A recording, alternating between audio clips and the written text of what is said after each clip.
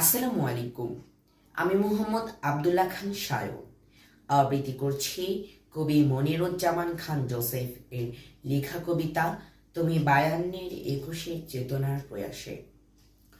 পলাশ শিমুল বনে অগ্নিঝরা ফাগুনে পাখির কলতান শুনি, শুনি কোকিলের কুহু কুহু ডাক। মাগো, আমিও পাখির মতো উচ্ছ্বাসিত তৃষিত চিত্তে তৃষ্ণা মিটাতে ডাকিব তোমায় বাংলা ভাষায়।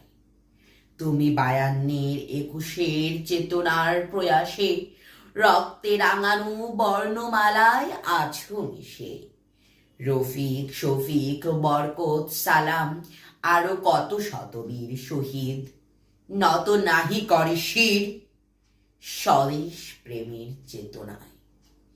দেখি তোমার সবুজ শ্যামল আঁচল জুড়ে ঝিরি ঝিরি বাতাসে গাছেরা খেলা করে।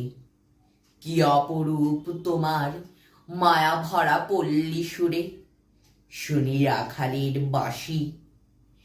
হে বঙ্গ জননী, যতই শুনি ততই প্রাণ জুড়ায়।